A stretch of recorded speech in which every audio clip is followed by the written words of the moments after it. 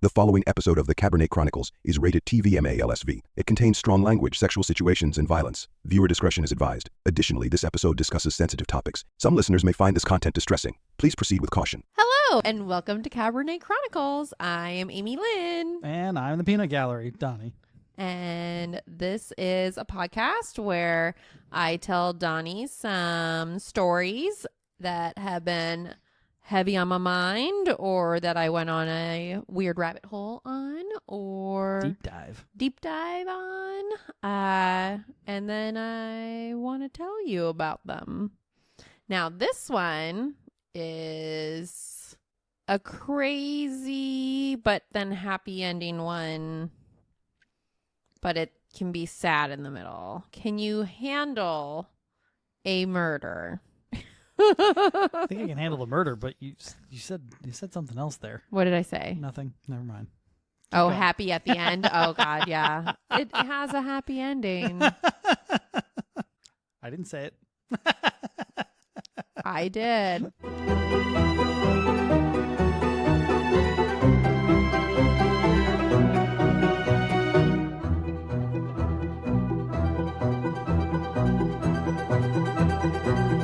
So it is May 17th, 1968 in Georgetown, Kentucky, along U.S. Route 25, when a man named Wilbur Riddle finds a decomposing body while he is scavenging for glass. Yes. So not the funnest day for Wilbur Riddle. Wait for a second. Did you say he was scavenging for glass? Yeah, like, so glass, like, what are they called? Recycling? Yeah. Okay. What like, is that of value? But also like glass. No, not compost. Capacitors. Like a flux capacitor, but a glass capacitor. What the Are you talking about conduits for like conduits? That's what I'm talking about. Like, I guess because if you're going to recycle glass, well, I thought conduit was porcelain actually. But anyway. Well, he was scavenging for that on the side of the road. I don't know what that means either. That's a hell of a component to the story. It is 1968. 68. Wow. So okay. Times were different. I don't know. I'm just looking for glass. Yeah. Yeah, I think so. I think it's a whole different meaning on the streets these days. Definitely is. Don't go be like, hey, anybody got some glass? Yeah. Gonna get a different response. Don't do that. Okay, sorry, anyway. So he found a decomposing body, and that body was of a woman wrapped in a green tarp or tarpaulin. But this tarp was a tarp that they used for carnival tents. Oh. So it was a big one, and it was green. Well, it's like canvas or something, or is it? No, it was a tarp. Interesting. So like tarpaulin. So what tarps are made out of? I don't know the definition of tarpaulin. I mean, I know a blue tarp? Yeah. Those, but bigger for like carnival tents. Interesting. I thought they used canvas for that. So they used to use canvas, but then people kept like dying in carnival fires because canvas. Because in order to make it so it was waterproof, they would put wax on it, and then it'd become basically a big, huge wick. I can tell you all about some carnival tent fires at some point. For another story, but yeah, yeah. So they stopped using the canvas after way too many people kept dying in like carnival tent fires. Wow, scary. Yes. Yeah, waxing a big chunk of canvas turns it into a wick. That makes a lot of sense. It's just it does. Something you kind of think would happen. But okay, anyway. Yes. So tarpaulin is what then now tents are made of, slash tarps are made of. So it's like the plasticky kind of stuff. Yeah. So investigators come and they try to identify the body. And they put out the description, which is a woman between the ages of 16 and 19, height at 5'1", weight at 110 pounds, maybe 115 pounds with reddish brown hair. So that's what they put out to the media in order to hopefully identify this unidentified woman. However, there are no leads, there's no suspects, and no one comes forward to identify her. So they lay her remains to rest at the Georgetown Cemetery in 1972. So she was found in 1968. They put her remains in the Georgetown Cemetery in 1972. And a local company had actually donated a headstone. And what they put on the headstone is, so they dubbed her Tent Girl, since she was in the tarpaulin for a tent. And her headstone actually read, found May 17th, 1968 on Highway 25 North, died about April 26th to May 3rd, 1968, and gave the height, her weight, her brown hair, and put unidentified. But then they also put an engraving that the police had done of a sketch of what she most likely looks like. They had that type of technology back then? A lot of the facial reconstruction stuff is by artists now. Yeah, but they put it on the headstone, though? Yeah, so they were able to engrave it on the headstone, yeah. Wow, that's talent. Yeah. Holy cow. So they put that on the headstone, and years go by, and Tent Girl's grave becomes a local monument and even kind of a teenage hangout spot. Like, did you never hang out in your local graveyard? Yeah, pretty much not. Okay, so that's apparently a common thing? When you're in like a smaller town, sometimes the places to go are... And the places you won't get. I actually should back up. You know, I have family in a very, very small town, and like the family has been buried in the local cemetery, and my brother lives right next to it, and it's like, so it's a common thing to actually drive by, and he'll just stop by and hang out, which is, I guess that's a good point, small town type of thing, but like, nothing I've ever done, but I could see how that would be now that I just think about I had a friend who lived across the street from a cemetery when I was like in middle school, and I spent the night at her house once. I had so many nightmares. Well, it also didn't help that it was like next to Western State Hospital too. So I was like, murderers and stuff are right there. And then there's a cemetery, and then there's unmarked grave cemeteries right across the street at this park. So it was like a whole thing. It's a place that that Jet wants to go ghost hunting at sometime. So. But yeah, it was creepy for me, but also if I lived in a place that was a smaller town, and then, although actually when I was in Scotland, I actually hung out in a couple old graveyards during the day because that was the only place that I could just go sit and read with no one bothering me. It's the only way to get some peace. Yeah, well, because I sat in the park that I was like kind of next to, and then guys would just come up to me and start talking to me. You're like, God damn it. And I'd be like, bitch, let me read the rest of my Twilight book. And I know it was the last Twilight book I was reading. You just gotta walk into a bar and tell the bartender, "Look, here's $20.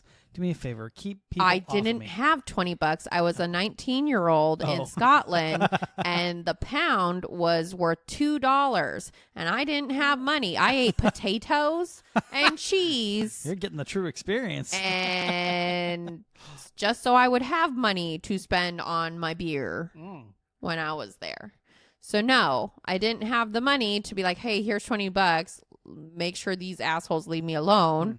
No, I was like, plus I wanted to be alone. So yeah, I did actually hang out in a cemetery. Okay. So that happens. All right, back to the case. So the case continues to go cold for years. And that is but in the 1980s, a man named Todd Matthews moves to the town, and he heard about the story of Tent Girl from the girl that he's dating, and then he ends up marrying. They done marrying. Yeah. I'd never been to the South, but somehow I have a Southern accent sometimes. It happens. I say we blame it on Jet. No, it's actually my best friend's mom's fault. It's okay though. But his girlfriend / soon to be wife turns out to be Wilbur Riddle's daughter. So the man who found the body. Whoa. That's her daughter. That's his daughter. Okay. And he was still very haunted by it. And so Todd becomes interested in the case and decides to use the internet because, 80s. Some years later, because he becomes kind of obsessed with it, just like his father-in-law, because his father-in-law doesn't have peace from it yet. Can you imagine finding a body and then not knowing who that person is? No cameras back in the day. Yeah, and so it's like that would really be heavy on your heart. So you want to somehow help. So Todd, what he does is he puts together, he goes online and starts to see if he can help. Yep. And he started posting about Tent Girl on public missing persons forums and websites. And he's not really hearing anything. So in 1997, he decides to create his own website for Tent Girl. Excuse me. Like list out all the facts and everything that he knows. So all the facts about her, the sketch, the everything he can. Yep. About Tent Girl as hopefully a way for people to become more aware of her. And maybe someone will see it and be able to do that. But also during this whole time, he continues to comb through all the missing persons reports he can find in order to hopefully find a match. And in 1998, he finds a report that was submitted by Rosemary Westbrook. And while the ages didn't completely match, Todd felt it was worth a try. So he emails Rosemary the description of Tent Girl, including her distinctive gap between her two front teeth. And Rosemary, believing the description that he has emailed her, she feels like it matched her sister. So she goes and contacts the Scott County Sheriff's Office. So Tent Girl's body is exhumed, and they are able to match the DNA to Rosemary. So on April 26, 1998, almost 30 years to the day that Tent Girl was found, she was identified as Barbara Ann Hackman Taylor. So Barbara was a 24-year-old mother to an 8-month-old daughter. Holy cow. And she went missing in 1968. So wait, where's the kid? So the kid is fine. The kid grew up and had children of her own and everything. Holy smokes. Just lived with the dad. And one of the reasons, and you're wondering, I can tell, how did it take 30 years to identify Barbara, especially if she was a mother that was missing? Well, one of the reasons why is that the original Tent Girl was described as a teenager. Yeah. So she was described between 16 and 19. Yeah. She's actually 24. Yeah, and she's actually 24 and a mother. And what's good about now is we have a lot better of understanding of skeletal remains too, that we can tell usually if someone has given birth. So then that, based on how wide separation of the hips are, but also she wasn't skeletal at all. She was just decomposed, and they just thought that she was younger. But that's also now why when they find a body and it's unidentified, instead of going, oh, it's a teenager, they'll go, it could be a person from 15 to 30. And that's why they use that big descriptor. Yeah, until you get to the autopsy. Because you never know. Yeah. Especially with decomposing bodies, you never really know. Bagging up a bunch of worms and sending them to the morgue to review. No, yeah. And they actually have body farms where you can donate your body to body farms, and what they do is they'll literally like throw your body out into a field or into wherever and then watch the decomp, and they will go there like every couple of days. Interesting. And that helps crime scene investigators and the anthropologists and everything figure out how old a body might be. Yep. Yeah. Interesting. Yeah. And so that's one of the reasons why they weren't able to find out, like match the body to her. But then the second one is the more nefarious part, is that Barbara's husband never reported her missing. I was going to say, if you have a freaking kid and a husband, shouldn't the husband be saying something? Nope. Mm-hmm. He told Barbara. Yeah. He told Barbara's family that she had run off with another man, and even though none of her family believed it, the police brushed it off because the husband said, "Yeah, it's back in the good old that, days." In the 60s when I literally said, "See, the 60s were fucking sexist as fuck." If a husband said his wife ran away with another man, the police are more inclined to believe him. Shrug their shoulders. Even though she never tried to contact her daughter, her 8-month-old daughter. Yeah. For 30 years. Yeah, no, that doesn't happen. Never. Not without some level of like psychosis or something. Yeah, like, and she didn't have any of that. She always talked to her family. She was very involved in things, and so, but they weren't able to do anything about it. And so, which is really sad. However, now once she was identified in 1998, the police now know that she didn't run off. So that's good. And as I'm sure you already know, who do you think is the first suspect? Usually the significant other. Yes. Rightfully so, though, too, actually, because according to the BJS in 2000... The what? The BJS is the Bureau of Justice Statistics. Okay. In 2021, 76% of female homicides were done by someone that the victim knew. Oh. And 34% were done by their intimate partner. Lovers. Compared to only 6% of male homicides were done by their partner. Although you as a man are more likely to get murdered by a stranger. Yeah, that's not surprising. Yeah, so men have 21% compared to 12% of women. Yeah, guys, it's not always the brightest when it comes to keeping their mouth shut on the street. True. Or keeping their mouth shut all Period. the time.